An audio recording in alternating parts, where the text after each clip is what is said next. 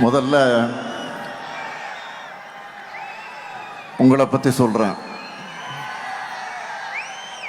மாசா கெத்தா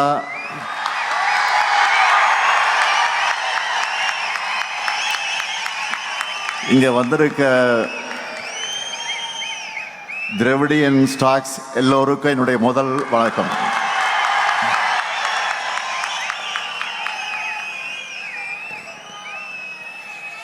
நிகழ்ச்சியிலே பங்கேற்று உரையாற்றி அமர்ந்திருக்கக்கூடிய கழக பொதுச் செயலாளர், நம்முடைய மூத்த அமைச்சர், என்னுடைய ஆரோக்கியர் அண்ணன் துரைமுருகன் அவர்களே, முதன்மை செயலாளர் மாண்புமிகு அமைச்சர் KN நேரு அவர்களே, கழக இளைஞரணியின் செயலாளர் மாண்புமிகு துணை முதலமைச்சர் தம்பி உதயநிதி அவர்களே,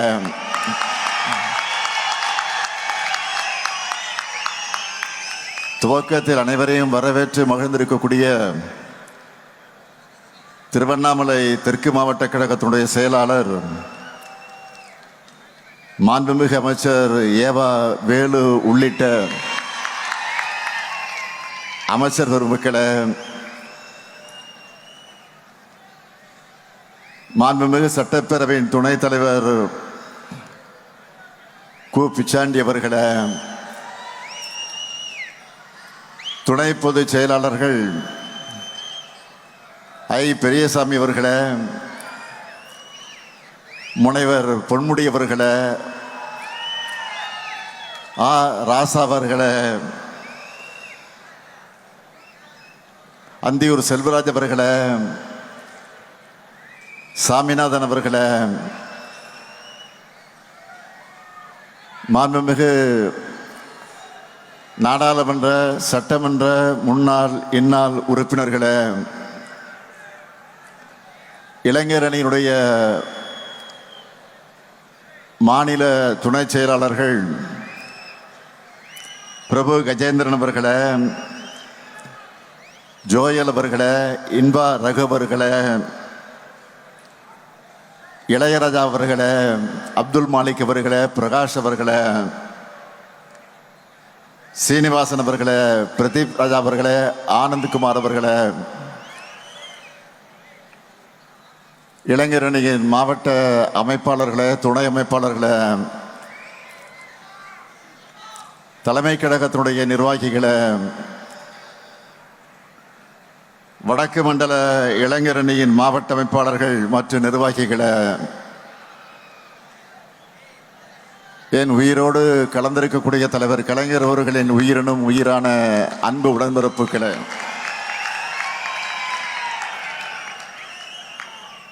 பத்திரிகை மற்றும் ஊடகத்துறையை சார்ந்த நண்பர்களே, உங்கள் அனைவருக்கும் என்னுடைய அன்பான வணக்கம்.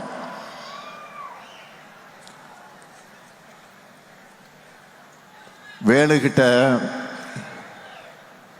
ஒரு வேலையை சொல்லிட்டா அதை பற்றி நாம் சிந்திக்க வேண்டிய அவசியமே இல்லை. அப்படி இந்த கூட்டத்தை சிறப்பாக ஏற்பாடு செஞ்சிருக்கக்கூடிய வேலுவர்களுக்கு என்னதான் இளைஞரணியின் தம்பி உதயநிதி நன்றி சொல்லியிருந்தாலும், தலைமை கழகத்தின் சார்பில் தலைவர் என்கிற முறையில் நானும் நன்றி கூற விரும்புகிறேன்.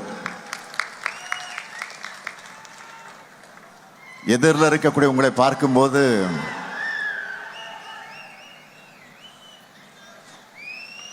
ஒரு 50 ஆண்டுகள் டைம் டிராவல் பண்ணி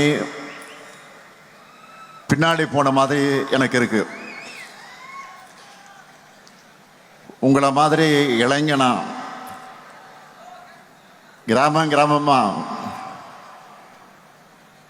தமிழ்நாடு முழுக்க பயணம் பண்ணி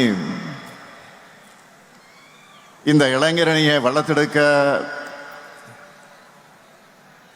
நான் பயணம் செய்த அவைகளெல்லாம் எண்ணி பார்க்கிறேன். அதுதான் இப்பொழுது எனக்கு ஞாபகங்களாக வந்து கொண்டிருக்கிறது. எத்தனை ஞாபகங்கள். இரவு பகல் பார்க்காம, தூக்கம் இல்லாம கிராமங்கள் தோறும் கொடியேற்றம், திண்ணை பிரச்சாரம், நாடகம், பொதுக்கூட்டம் என கழக நிகழ்ச்சிகளை நடத்தியிருக்கோம். அப்படி உழைச்சி வளர்த்த திராவிட முன்னேற்ற கழகம் 75 ஆண்டுகளை நிறைவு செஞ்சிருக்கிறோம். அப்படிப்பட்ட கழகத்திற்கு புது ரத்தமாக வந்திருக்கக்கூடிய உங்களை எல்லாம் பார்க்கும்போது புது மகிழ்ச்சியும் நம்பிக்கையும் பிறக்குது. அது மட்டுமல்ல, உங்களுடைய எனர்ஜி எனக்கு டிரான்ஸ்ஃபர் ஆகியிருக்கு. இப்போ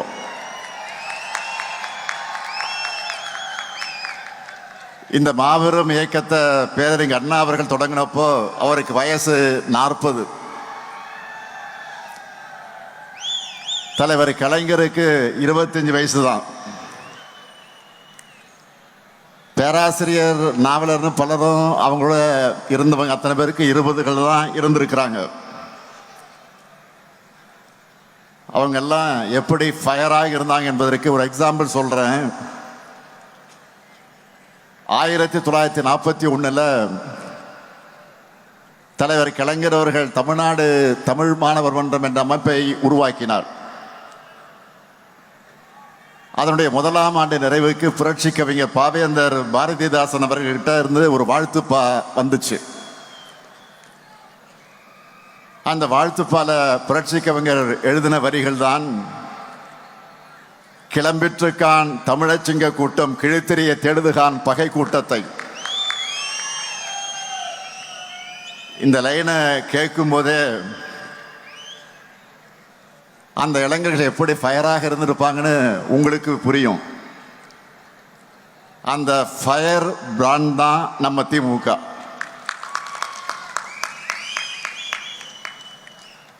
இது எதெல்லாம் இந்த தமிழ் சமுதாயத்துக்கு பின்னுக்கு இழுக்குமோ, எது எதெல்லாம் தமிழ்நாட்டை இருட்டுக்குள்ள தள்ளுமோ, அது எல்லாத்தையும் தோற்கடிச்ச புது வரலாறு படைச்சோம். சும்மா எடுத்தோம் கவிழ்த்தோம்னு இங்க எதையும் பண்ணிடல. தெரு தெருவா, வீடு வீடா போய் பேசி, டீ கடையும் சலூனுமே அரசியல் மேடைகளாக மாற்றி மக்களை எஜுகேட் பண்ணோம். உலக வரலாற்றை எல்லாம் சொல்லி நாம் ஏன் இன்னும் பின்தங்கிய நிலையில இருக்கோம்னு எடுத்து சொல்லி மக்களுக்குள்ள நல்ல மாற்றத்துக்கான விதைய சிந்தனையா விதைச்சாங்க. அண்ணா பேசுறார், கலைஞர் பேசுறார், நாவலர் பேசுறார், பேராசிரியர் பேசுறார்னு சொன்னா மக்களும் குடும்பம் குடும்பமாக வந்து அவங்க பேச கேட்பாங்க. அவங்க பேச்சில் சொன்னதையெல்லாம் மக்கள் அவங்க அவங்க ஊர்ல எடுத்துக்கிட்டு போய் சொல்லுவாங்க.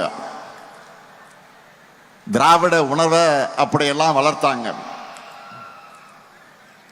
தமிழை நசுக்க வந்த இந்தி ஆதிக்கத்தை விரட்டினாங்க. அதனாலதான் தாழ்ந்த தமிழகமே அப்படின்னு கவலைப்பட்ட காலத்தை மாற்றி இப்போ திரும்பி பாருங்க தமிழ்நாட்டை என்று சொல்லுகிற காலத்துக்கு நாம் வந்திருக்கிறோம். அவங்க ஜெனரேஷன் அடுத்த கட்டத்துக்கு நகர்ந்ததும் அவங்களுடைய உழைப்பையும் தியாகத்தையும் கொள்கை உணர்வையும் அடுத்தடுத்த தலைமுறைகளுக்கு கொண்டு போகணும்னு தலைவர் கலைஞர் அவர்கள் சிந்தித்து எண்ணி உருவாக்குனதுதான் இந்த இளைஞரணி. 1980 ஜூலை 20 மதுரை ஜான்சி ராணி பூங்காவில் இளைஞரணியை தொடங்கினோம். அந்த கூட்டத்தில் பேசின தலைவர் கலைஞர் அவர்கள் சொன்னார்,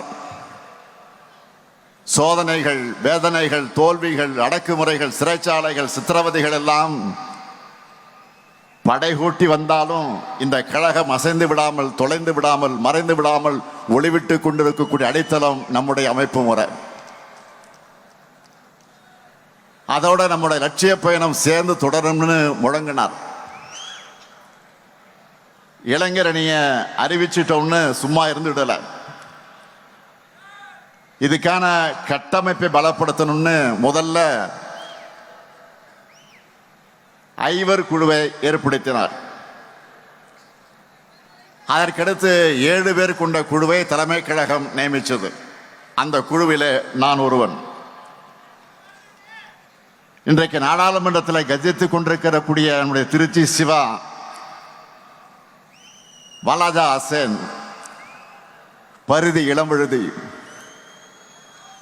தாரைமணியன், ஜெயம் ஜூலியஸ், பஞ்சவர்ணம் ஆகியோரெல்லாம் இருந்தோம்.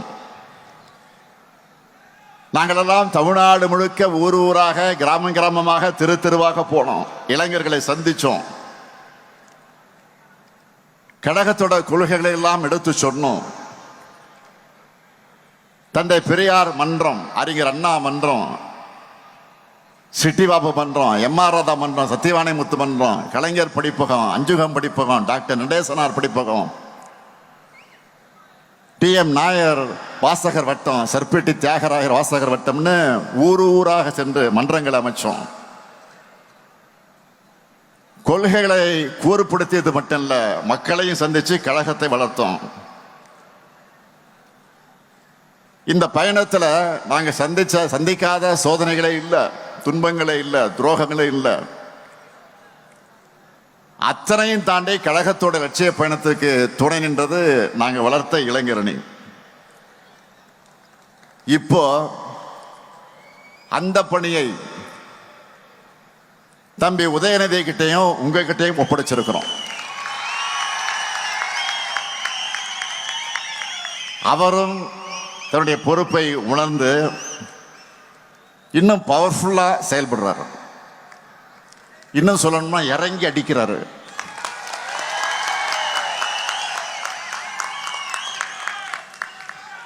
கொள்கை எதிரிகள் உதயநிதி மோஸ்ட் டேஞ்சரஸ் புலம்புறாங்க.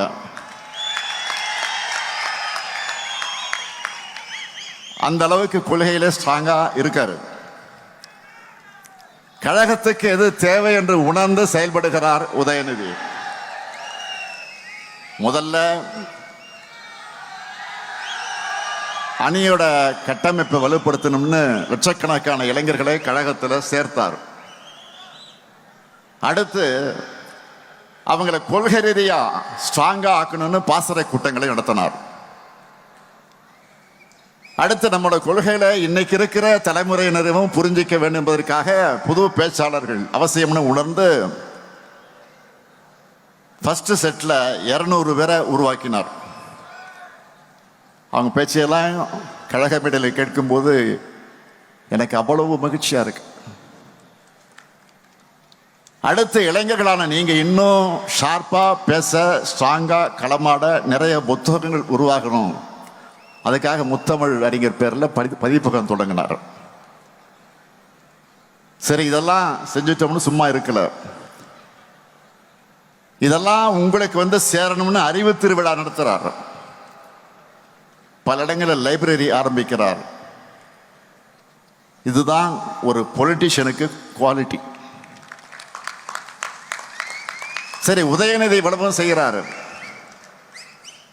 அப்படின்னா அடுத்து நீங்க என்ன செய்யணும்? அதை பற்றி கூட உதயநிதி இங்கே சொன்னார். நம்மளோட லெகசியை மக்கள்கிட்ட கொண்டு போய் சேர்க்கணும். கழகத்தை வளர்க்கிற பணியில, கொள்கை விதைக்கிற பணிகளை ஈடுபடணும். காலையில முரசொலி படித்த பிறகு அதில் வெளியாகி இருக்கக்கூடிய கட்டுரைகள், கருத்துக்கள், தலையங்கங்கள், திராவிட இயக்க பார்வைகள்னு எல்லாவற்றையும் உங்களால் முடிஞ்ச அளவுக்கு எல்லார்கிட்டையும் கொண்டு போய் சேருங்க. அது எல்லாத்தையும் சுருக்கமா இன்றைய இளைஞர்களுக்கு புரிகிற வரையில கிரியேட்டிவா மாற்றி உங்களுக்குன்னு ஒரு ஸ்டைலில் பேசி எழுதி கொண்டு போங்க. அவங்களுக்கு விழிப்புணர்வையும் தெளிவையும் ஏற்படுத்தி தமிழ்நாட்டை உயர்த்தக்கூடிய கழகத்தின் பாதையில் அவங்களை கொண்டு வரணும். இன்னைக்கு தொழில்நுட்பம் எவ்வளவோ பெருகிடுச்சு, அந்த அளவுக்கு உங்களுடைய கடமையும் பெருகிடுச்சு. ஏன்னா ஒன்றியத்தில் பாஜக அரசு 3வது முறையா ஆட்சி அமைச்சிருக்கக்கூடிய இந்த ஆணவத்தில் வலதுசாரி அமைப்புகளும் பிற்போக்கு சக்திகளும் ரொம்ப வேகமா முன்னே எப்போதும் இல்லாத ஆக்ரோஷத்தோடு செயல்பட தொடங்கியிருக்காங்க. வெளுத்ததெல்லாம் பால் நம்பக்கூடிய மக்கள்கிட்ட பொய்களை, அவதூறுகளை, பிற்போக்கு எண்ணங்களை தேன் தடவி வார்த்தைகளால் கொண்டு போய் சேர்க்க ட்ரை பண்றாங்க. எடுத்துக்காட்டுக்கு சொல்றேன், எல்லோரும் ஃபேமிலி ஃப்ரெண்ட்ஸ் வாட்ஸ் குரூப்பில் இருப்பீங்க. அதில் சொந்தங்கள் தங்களோட அன்பை உணர்வை பரிமாறிப்பீங்க. ஆனால் அதில் ஒருத்தர் மட்டும் எதை பற்றியும் கவலைப்படாமல் விஷம் தேய்ந்த கருத்துக்களை ஃபார்வர்ட் பண்ணுவாங்க. பலரும் ஏதோ படிக்காமல் அனுப்பியிருக்காருன்னு கடந்து போயிடுவோம். அதை அட்வான்டேஜாக எடுத்துக்கிட்டு அவரும் தொடர்ந்து மெசேஜ் அனுப்புவார். அப்படிப்பட்டவங்களுடைய பிற்போக்கு கருத்துக்கள் தொற்று நோய் மாதிரி வேகமாக பரவும். அதை தடுக்கணும்னா அதுக்கு மாற்று மருந்தான நம்முடைய கொள்கைகளையும் நாம் தீவிரமாக பரப்பணும்.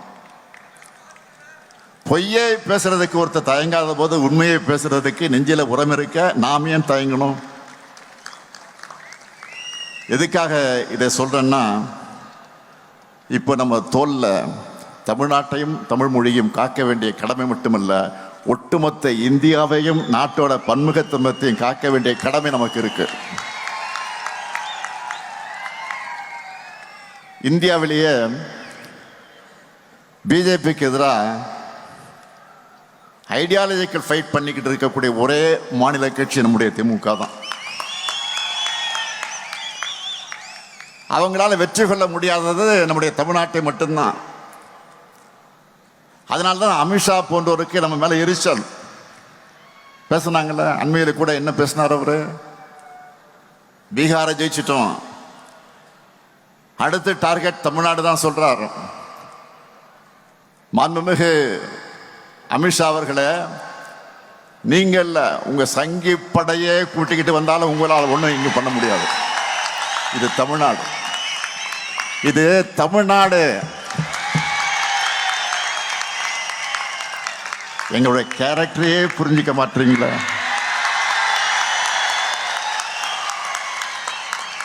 அன்போடு வந்தா அரவணைப்போம், ஆணவத்தோடு வந்தா அடிபடைய மாட்டோம், எதிர்த்து நிற்போம்.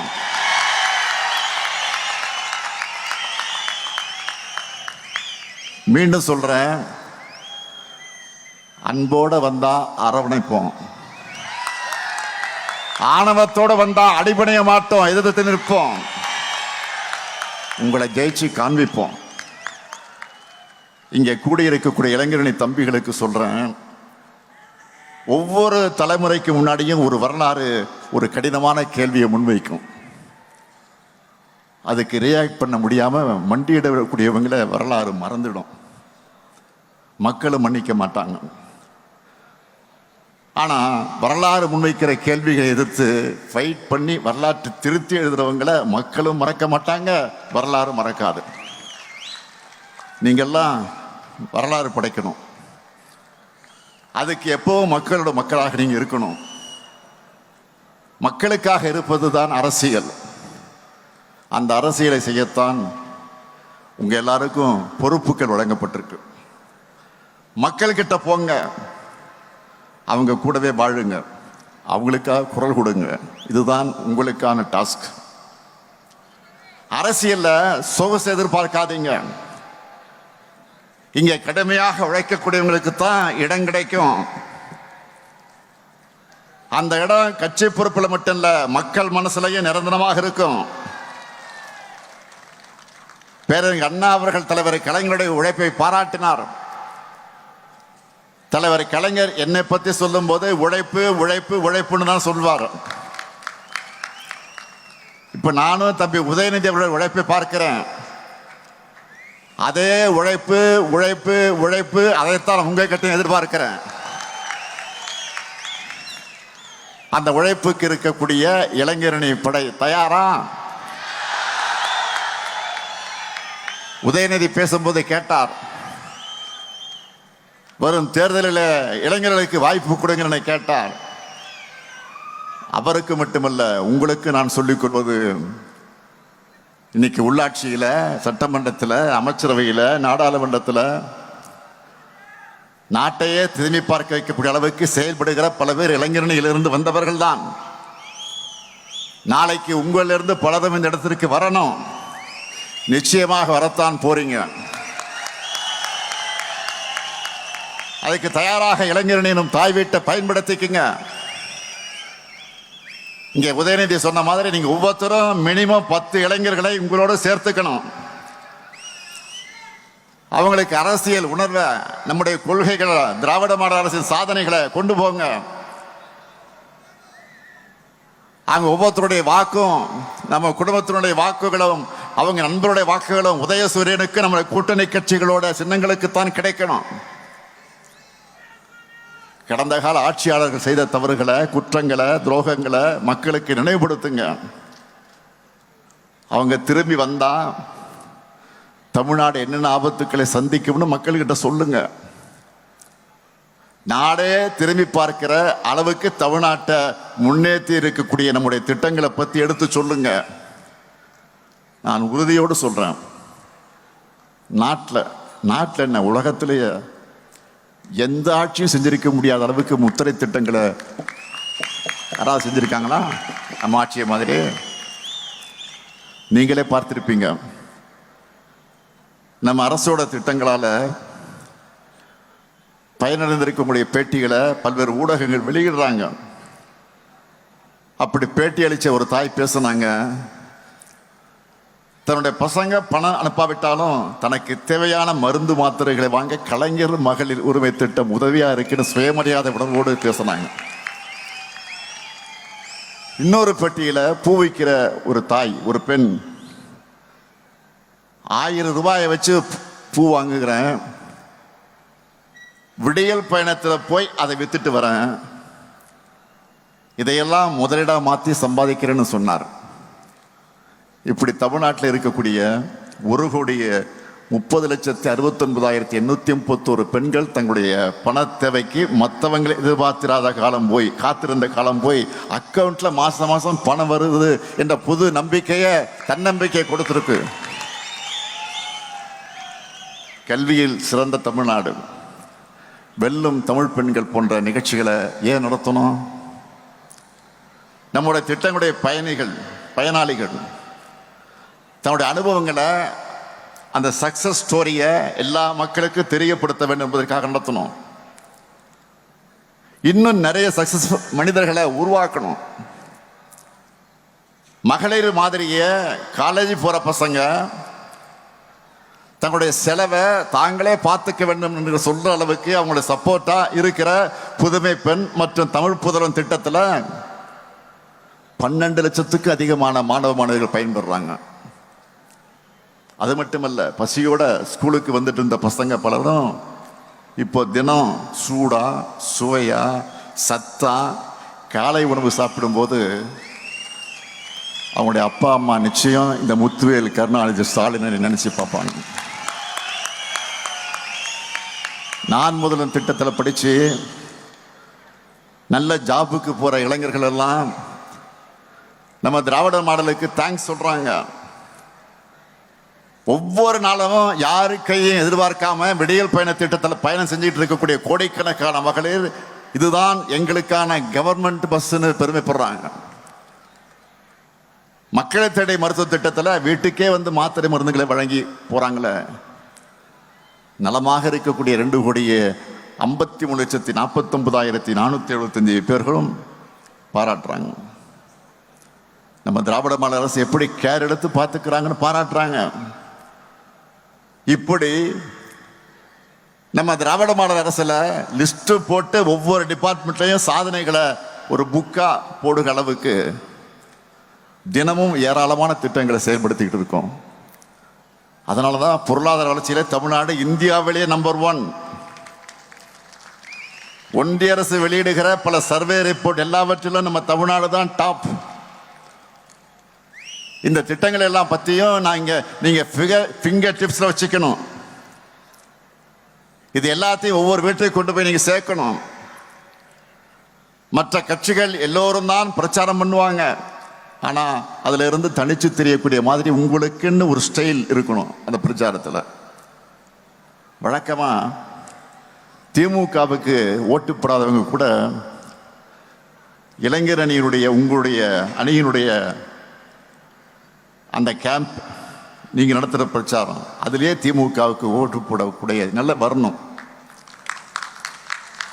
அப்படி ஒரு இம்பேக்டை நீங்க உருவாக்கணும்.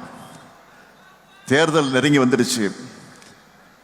மக்கள்கிட்ட நீங்க சொல்லுங்க, 10 ஆண்டு கால தமிழ்நாட்டை படுபாதாளத்தில் தள்ளின அதிமுகவினர் தாங்கள் ஏதோ உத்தமர்கள் போல வேஷம் போட்டுக்கிட்டு வந்து வாக்கு கேட்பாங்க. அதேபோல் தமிழ்நாட்டுக்கு துரோகம் செய்வது மட்டுமே வழக்கமாக வச்சிருக்கக்கூடிய பாஜகவினர் வழக்கம் போல தங்களுடைய பொய் பரப்புரைகளை பரப்புவார்கள். பதற்றத்தை உண்டாக்குற அரசியலை வச்சு எலெக்ஷன்ல சந்திக்கலாம்னு வருவாங்க. இவங்க கிட்ட கை கட்டி வாய் புத்தி அடிமை சேவகம் செஞ்சு கொண்டிருக்கக்கூடிய தமிழ்நாட்டோட உரிமைகளை தமிழுடைய சுயமரியாதை அட வைக்கலாம்னு நேரடியாகவும் மறைமுகமாகவும் வேலை செய்ய பல கூட்டங்கள் இருக்கு. 2026 தேர்தலில் மக்கள் முன்னாடி இருக்கக்கூடிய கேள்வி என்னன்னா, இன்னும் 50 ஆண்டுகள் முன்னோக்கி நடைபோட போறோமா, இல்ல ஆண்டுகள் பின்னோக்கி இழுக்க முயற்சி பண்றவங்களுக்கு அடிபணிய போறோமா? ஆக அந்த கேள்விக்கு மக்கள் விடையளிக்க போற விடைதான் திராவிட மாடல் ஆட்சி 2.0. அதுக்கு நீங்க எல்லாரும் கடுமையாக உழைக்கணும். திராவிட முன்னேற்ற கழகத்தோட எதிர்காலத்தில் தான் தமிழ்நாட்டோட எதிர்காலம், தமிழகத்தோட எதிர்காலம் அடங்கி இருக்கு. அந்த எதிர்காலம் வள நிறைஞ்சதா ஒளி நிறைஞ்சதா தமிழ்நாடு நம்பர் 1 என்று சிங்கநடை போடுகிறதாக அமையணும்.